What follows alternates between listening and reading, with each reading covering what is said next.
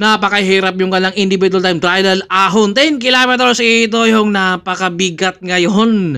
Dahil kailangan meron kang planado rito na speed mo.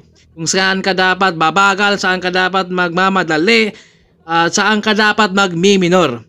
Dahil kapag biglain mo yung 10 kilometers, baka pagdating sa dulo, baka hindi ka na makausad din. Kailangan meron ka talagang ensayo rin. Andito si Lovely from Cebu. Ito yung magandang laban nila ngayon sa individual dahil hindi natin madalas makikita ang time trial. Dahil ang nakikita lang natin lagi, road race, criterium. Pero kapag pagdating naman sa time trial, ito yung napakahirap. Oras talaga ang nagpapahirap sa'yo. Plus, yung ahon pa, yung ruta nila ngayon na maiksi lang. Pero doon talaga sila nahihirapan. Pero naka-aero ito ha. May aero bar. Ito yung gear ni Lovely. Matining yung sipa niya dito ha. Tumatakbo siya dito ng 30. Napakabigat yan para sa mga babae ha. Kumbaga matulin na rin yan. Pero so kapag sila Prado dito, naku, asahan nyo na baka matulin talaga dahil sa Pilipinas si Prado talaga yung kilala pagdating na sa ahon. Kaya ito ay grabe rin si Lovely rito. Marami silang kalaban ngayon. Nandun pa si Angel Hope sa likod rin. Kaya ito yung magkakasunod sila dito ni Angel. Kaya kailangan talagang tantsahin talaga yung speed nila. Dahil kapag babagal sila, naku, alam na. Dahil yung isa rin nagtatantsa rin sa oras niya na hindi talaga siya dapat babagal rin. Ito yung matindi talaga. Walang kapalitan talaga. Salo mo lahat yung hangin. Sariling sikap talaga. Para ikaw ay makakausad dyan. Kaya yung mga sprinter din, nahirapan din sila.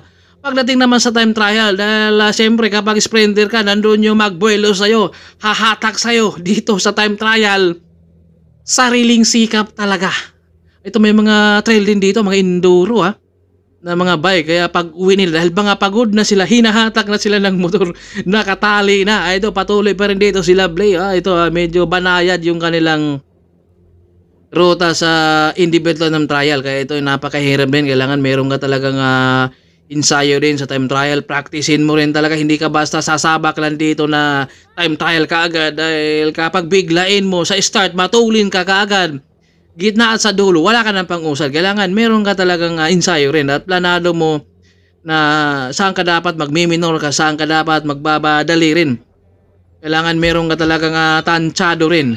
Dahil napakahirap din naman talaga to dahil wala kang kapalitan. Kailangan matatansya mo rin.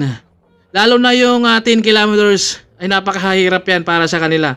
Pero meron din man mga tao rin na malakas talaga mag-time trial, lalo na sila Prado. Kaya kapag baguhan dito, nako, maninibago talaga.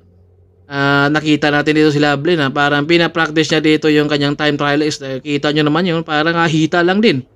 Yung gumagalaw sa kanya.